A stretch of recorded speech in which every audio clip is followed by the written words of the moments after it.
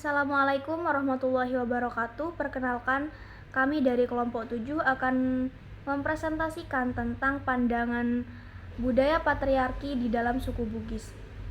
Jadi suku Bugis sendiri itu merupakan salah satu kelompok etnis yang menempati wilayah Indonesia, khususnya di Sulawesi bagian selatan. Nah, sedangkan budaya patriarki sendiri adalah sistem sosial yang dimana kekuasaan, otoritas, dan kendali lebih banyak dipegang oleh kaum pria daripada kaum perempuan di suatu masyarakat tersebut. Nah, namun sangat penting untuk diingat bahwasanya budaya dan praktik patriarki ini bisa bervariasi dalam berbagai kelompok dan subkelompok dalam suku Bugis, dan tidak semua keluarga atau komunitas Bugis menerapkan patriarki dengan cara yang sama. Jadi setiap keluarga di dalam suku Bugis itu menerapkan budaya patriarki dengan cara mereka sendiri, berbeda-beda dalam satu keluarga dengan keluarga yang lain. Dan beberapa ciri budaya patriarki yang mungkin bisa diterapkan dalam beberapa kelompok Bugis itu, yang pertama ada kepemimpinan lelaki. Nah, dalam banyak keluarga atau komunitas Bugis, laki-laki sering dianggap sebagai pemimpin utama. Mereka yang biasanya memiliki hak untuk mengambil keputusan penting dalam keluarga ataupun dalam suatu masyarakat. Nah, yang kedua itu ada warisan dan harta. Tradisi warisan sering mengutamakan anak laki-laki dalam hal mewarisi harta keluarga dibandingkan anak perempuan. Nah, ini bisa berarti bahwa anak perempuan itu tidak mungkin mendapatkan hak yang sama. Bahkan bisa jadi anak perempuan itu mendapatkan hak yang lebih rendah daripada anak laki-laki. Jadi anak laki-laki tersebut yang mendapatkan kekuasaan untuk menerima warisan dari keluarga tersebut. Jadi yang terakhir ada peran gender tradisional. Di beberapa masyarakat Bugis itu terdapat peran gender tradisional yang mengharapkan perempuan untuk menjalankan tugas-tugas rumah tangga dan seperti merawat anak-anak, sementara laki-laki mungkin lebih terlibat dalam pekerjaan yang di luar rumah ya. Dan untuk sistem kekerabatan sendiri, sistem kekerabatan Bugis itu bisa disebut sebagai siri atau siri yang memiliki peran penting dalam menjaga struktur sosial dan budaya patriarki. Nah, dalam sirik sendiri, laki-laki sering memiliki peran yang lebih dominan dalam menjaga stabilitas keluarga dan masyarakat. Nah, namun penting untuk dicatat bahwa budaya patriarki dalam suku Bugis juga telah mengalami perubahan seiring dengan berjalannya waktu.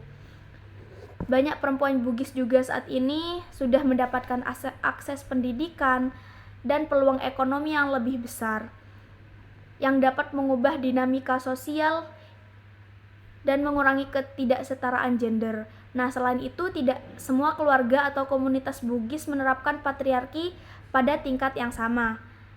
Dan ada variasi dalam cara budaya dan tradisi yang diterapkan oleh individu dan kelompok-kelompok tertentu di dalam suku Bugis.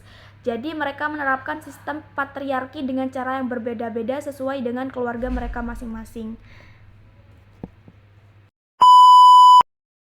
Oke, di sini saya akan menjelaskan kelanjutan dari apa yang sudah dijelaskan oleh rekan saya, yaitu mengenai budaya patriarki yang ada di suku Bugis. Baik, yang pertama di sini mengenai budaya pendidikan perempuan di suku Bugis, yaitu menurut beberapa sumber yang sudah saya baca, pendidikan bagi perempuan Bugis itu cukup penting karena itu bersangkutan dengan budaya uang panai, di mana uang panai ini akan diberikan oleh pihak laki-laki tergantung pada tingkat pendidikan perempuan. Seperti pada tingkat SD itu biasanya uang panainya itu 20 juta. Kemudian di perempuan yang lulusan S3 sekitar 150 juta.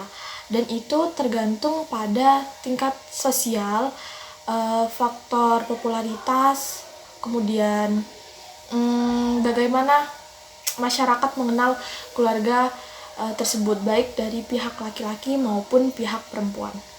Budaya uang panai ini sudah dikenal cukup penting bagi masyarakat Bugis itu sendiri, karena uang panai ini bersangkutan dengan biaya keseluruhan yang bersangkutan dengan pernikahan seperti mahar, biaya pernikahan, perintilan-perintilan kecil. Jadi di suku Bugis ini sudah memiliki pemikiran bahwa melangsungkan pernikahan seperti resepsi itu harus besar-besaran. Jikalau melakukannya secara sederhana itu akan menjadi buah bibir bagi masyarakat. Seperti ada dugaan bahwa perempuan tersebut hamil di luar nikah. Selain dianggap penting, pendidikan bagi perempuan di suku Bugis ini masih ada beberapa orang yang berpikiran bahwa pendidikan bagi perempuan itu kurang penting, dikarenakan pada akhirnya perempuan ini tidak akan bekerja, hanya akan mengurus rumah, hanya ada di area domestik, di mana hanya bertugas sebagai yang mengurus rumah, kemudian mengurus suami, mengurus anak, seperti itu. Kemudian masuk ke pembahasan yang kedua, yaitu peran perempuan dalam rumah. Baik, untuk peran perempuan dalam rumah ini masih bisa dikatakan pasif, atau perempuan hanya ada di daerah domestik, masih belum bisa ke area publik, karena memang pemikiran masyarakat begitu. Jadi walaupun perempuan Bugis itu berpendidikan tinggi sebelum menikah, itu tidak menjadi jaminan bahwa mereka akan bekerja saat sudah menikah. Seperti budaya patriarki yang dapat dilihat di suku Bugis, yaitu kebiasaan mendahulukan waktu makan anggota keluarga laki-laki daripada perempuan. Jadi ada kebiasaan di mana laki-laki didahulukan untuk makan di meja makan, kemudian perempuan harus menunggu para anggota laki-laki ini selesai makan hingga beranjak dari meja makan. Setelah itu boleh anggota perempuan itu makan di meja makan. Jadi tidak boleh bersamaan, karena kalau bersamaan itu dianggap pamali. Selanjutnya saya akan menjelaskan lanjutan dari penjelasan Eva Faraha. Yang ketiga, posisi perempuan dalam dunia kerja. Posisi perempuan dalam dunia kerja sering dikaitkan dengan sifat perempuan yang lembut, anggun, emosional, sehingga cocok dalam profesi seperti perawat, guru TK, sekretaris, dan lainnya. Berbeda dengan laki-laki yang memiliki sifat yang lebih dominan, mampu memerintah, kuat, tegas, sehingga lebih cocok dalam profesi seperti pilot, tentara, dokter, pengusaha, dan sebagainya. Tetapi dalam budaya di dalam masyarakat, seringkali perempuan itu dilarang untuk meniti karirnya. Mereka beranggapan bahwa perempuan itu harus bekerja di dalam domestik, seperti beres-beres rumah, mengurus anak, dan sebagainya.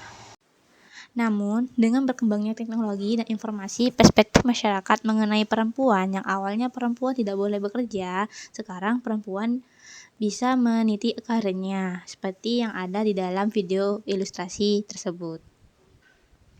Di dalam ilustrasi tersebut terlihat perempuan bekerja di dalam rumahnya, tetapi di lain sisi perempuan tersebut juga mengurus anaknya. Hal ini juga menjadi salah satu dari bias gender, yaitu beban gender, di mana seorang perempuan memang boleh untuk meniti karirnya atau bekerja, tetapi perempuan tersebut tidak boleh melupakan tugas domestiknya yang ada di dalam rumahnya, seperti memasak, beres-beres rumah, seperti itu. Setelah bekerja, mereka harus bekerja kembali di dalam rumah.